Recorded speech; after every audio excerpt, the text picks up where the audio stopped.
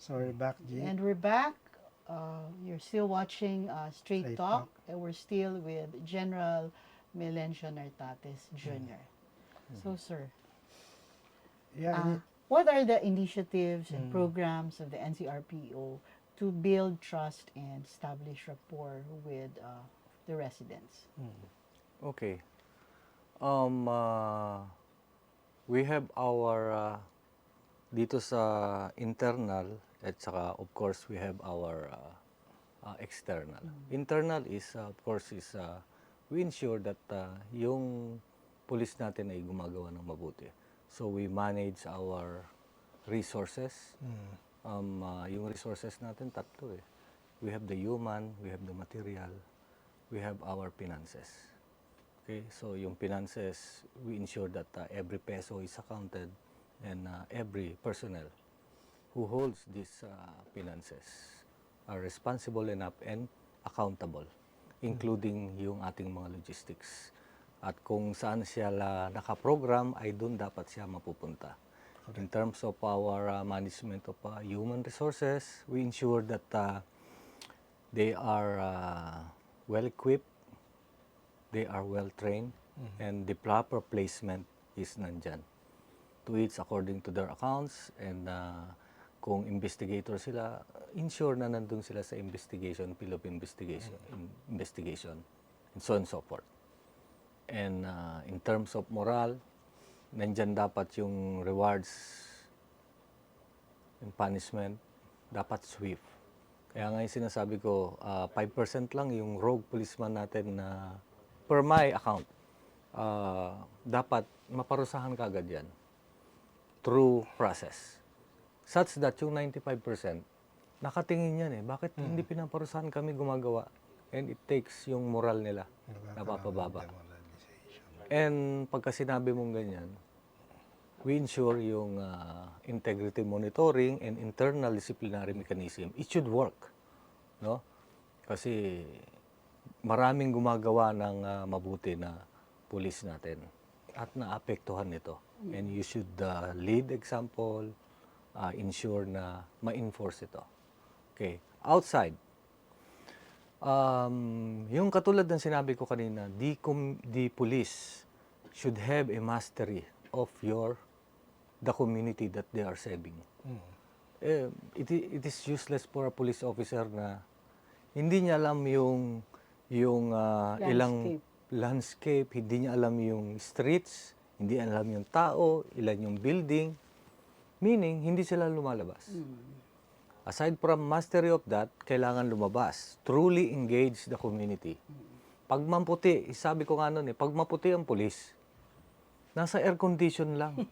And how are you going to patrol the streets if you're staying in the premises of your offices? Well, of course, we have our command center. Makabago na tayo ngayon eh. No? We are improving yung ating capability. Such that yung nasa command center, nakatutok yan, looking at the body-worn cameras, no? Nakikita yan, and the CCTVs na nakakuan, including our eye in the sky, yung mga patrollers natin through yung lumilipad drone. So tatlo yon. But still, meron tayong human resource na actually nandyan sa labas. And when you are outside, kailangan hindi lang yung nakatayo ka dyan or nakikita ka, visible ka, hindi lang seen. Dapat You should nakikipag-mingle. be appreciated and felt by the community na nandyan. So, nakikipag-usap ka. No? And it is my instruction that yung chief of police, merong megaphone, merong whiteboard, kasi nagle-lecture yan sila dyan at nagsusulat kung ano. Ginagawa talaga yan. Sa mga group or group of personalities in the community. And they are truly engaging for whatever activities you have. We have a lot. We have yung Buhay Ingatan Droga Ewan ng ating butihing Secretary Abalos at napakaraming klaseng engagement na kailangan truly nandyan. And isa pang performance indicator natin or indicator that they are truly engaging the community, if when I ask the chief of police kung may number sila ng barangay kapitan, if wala silang number ng barangay kapitan, sino ang tatawagan nila? Kung walang number yung barangay kapitan sa kanila para magtawag ng mga pangangailangan nila, kasi mabilis ang barangay kapitan, barangay, ditanod, and so on and so forth. Pag wala silang number, ibig sabihin hindi sila naka-engage. Not only the barangays, we have the church, we have the school, so on and so forth. During Sundays, maraming mga tao. Saan ang maraming tao? Simbahan.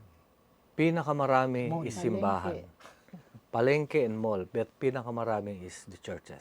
So, we have our Project Bathala. We ensure maximum visibility at the church. And, total, nasa church na sila, magsimba na rin sila. So, it's very, somehow it's, kung hindi man effective, at least nakikita yung pulis natin doon.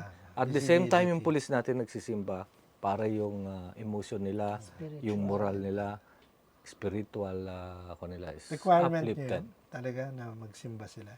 Dinictate ko na. Lalong-lalo na yung presence nila doon. I believe, kasi nakikita ko sa mga thousands of reports, may mga thousands of reports yan through pictures, nandun sila, nagsisimba na rin sila. Including our schools during school days, especially Monday hanggang Friday. During Monday, useless na nandun sila na nakikita. They should be felt. Kaya ang ginagawa nila doon, 5 minutes lang naman, 10 minutes na nandun sila. Papasok sila sa school, they will raise the flag, and they will lead the panunumpa ng Watawat ng Pilipinas. So, makikita mo yung impact nun. Alam mo, yung mga bata natin, kailangan maging idol nila yung mga pulis na gumagawa ng mabuti. And one of this kind of Good engagement is dito pa lang sa mga bata, mapanalunan na natin sila at mapakita na natin sila na mabubuti ang pulis at may Mapalitan magandang yung image. intention. Kasi yung mga And magulang painstakingly, hindi tayo titigil para ma-improve. At those are the maliliit na bagay na specific instructions ko So, sa Chito, ating pala pag nakakita ako NCRPO. ng pulis na tan, ibig sabihin nag-i-engage yun sa community. Hindi yung Pag maputi. flawless yung balat, ay wala na Sa loob opisina na. lang. Oo. So, taking the cue from General. Okay. So, yung pala, nag-evolve na pala ang kapulisan from way back Tsaka yung importante to the na present. sinabi ni General yung engagement sa barangay. Kasi yung mga tanod, force multiplier yan. Okay, tama. Kaya tama yung ginagawa niya na tanungin yung numero. Kung alam na talagang may numero na Isang indikasyon lang yun na Chito. chairman. Iyon talaga dictated ko na may number sila ng ano. Kasi pagka may inspection ako or regular talk with the chief of police and the unit leaders, pag tinanong ko yun, Tsaka dapat dahil sa engagement, immersion nila in the community, dapat pag tinanong mo, Sir, saan po ba masarap ang lugawan dito? Ayun. Dapat alam Ayan. mo, diba? dapat alam nila yung Oo, sino po bang may-ari nung ukayan na murang paninda? So, Ukayan. correct. so that's how we test them na nag-engage sila sa community. Okay, so General, we're on to our last question. Looking ahead, ano po yung mga priorities and goals nyo for Metro Manila, for the NCRPO in the near future? Okay, for NCRPO, I have set, of course, we have our new Chief Philippine National Police. Meron siyang mga program. The program is continuation pa rin, and at the same time, kailangan na natin streamline yung ating mga activities, which is true. including streamlining of the organization, function, mission, and streamlining of the activities. So, simple plug ceremony, bakit aabutin kayo ng 1, 2 hours? Pwede mo nang gawing 10 minutes, which is true. No? Sayang yung oras. Kasi imbis na if it's a Monday, imbis na nandun sa school na sinasabi ko kanina, it's more effective at saka talagang nagagawa yung trabaho. And we are implementing that. Here in Metro Manila, with the program trust of our Chief PNP, we have designed nandyan parati yung ating action plan or program trust or project for Metro Manila. It starts with yung ating management of resources, internal, and of course, susunod na naman, another internal is we should be prepared for any eventualities and test of time. Kung ano yung mga kailangan nating baguhin at gagawin. And that is simply our risk management plan or the business continuity plan pagdating natin sa private parlance, no? And of course, susundan na natin yan ng katulad ng sinabi ko kanina, the challenge here in Metro Manila is actually this is the seat of power. Nandito lahat yung malalaking activities. Ang trabaho ng police is to secure the community, that is yung mga vital resources, so and so forth. And at the same time, we manage the activities. Nandito yung mga activities ng church, international, local activities, national activities. Nandito, sinabi ko na kanina. And so, we are continuously reviewing, revisiting the action plans or the security plan for these activities and vital resources.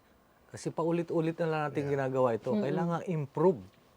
Such that, alam ng lahat, pag sinabing implement Oplan Nazareno, implement Oplan Zona, alam na kaagad, kahit nakapikit. Routine, kumbaga. Routine. It's a routine. Okay, and a matter of improving it. So, after that, we are now ready to have our management of police operation, yung sinabi ko kanina, to deny the occurrence of prevalent crime and focus crime, and to ensure that investigative solution is employed when these personalities that has something to do with these focus crimes. No? So, yun. And then, so, pupunta na naman tayo to further improve our image, nandyan na, is we ensure the internal disciplinary mechanism. 5% lang sila. Yung 95% kawawa naman, umaasa. So, bilangin na lang natin, Chito, kung ilan tong 5% na to out of the 23,000 police officers. Okay. I'm saying it because 1,000 na dismiss ko for about 10 So, months. does it mean maraming galit sa'yo, General? Kasi na-dismiss eh. Talagang ganyan, pero mas marami siguro natuwa kasi 95% yung umaasa sa atin. May criminal including cases the ba 13.5 million na residente ng Metro Manila. Metro Manila. And nadodoble yan pagka nandito. General, may criminal cases yung 1,000 na yun na dismiss. Some have criminal administrative cases, cases lang. and yung iba is administrative. Dun sa na-dismiss na yon is about half of it has criminal cases. Half. Inunahan na natin sila, dinismiss na agad para of course, due process ang sinunod natin, may ebidensya for Pero them to be tama yung dismissed. sinabi ni General. May galit, pero mas marami ang Maraming natuwa. natuwa. Alright. So, maraming salamat, General Nartates, for sharing your time with us and sharing with our viewers yung mga saan ang yung thrust ng National Capital Region Police Mas Office. nalaman. And can Trust we na have your natin last words to our katribo, General Nartates? Okay. Muli ay nagpapasalamat ako dito sa pagkakataon na ibinigay niyo sa akin para ma-interview or maipaliwanag ko kung ano ang programa sa National Capital Region sa pamumuno ko dito as a NCRPO. And of course, sa pamumuno ng bagong itinalaga na Chief Philippine National Police, Police General Romel Francisco Marbil. Thank you very much. And rest assured that ang ating kapulisan dito sa Metro Manila ay patuloy na nagbabago para maipakita natin ang tunay na pulis at makita natin ang bagong PNP sa bagong Pilipinas. Okay. So, ang dami ko pa sanang gustong itanong. Kaya lang, alam nating 1 oras lang tayo Sabi, sa ating show. BCC Chito, tsaka General. BCC, si Major General Nartates. So, thank you again, General Nartates, for a very informative and enlightening discussion with you. And thank you mga katribu. Tune in again next Wednesday for another episode of Straight Talk. I am Gigi Arcilia. Once again, I'm Chito Losada. Watch Straight Talk every Wednesday at 10 a.m. On Daily Tribune's Facebook page and Tribune Now on YouTube. See you again next week. See you.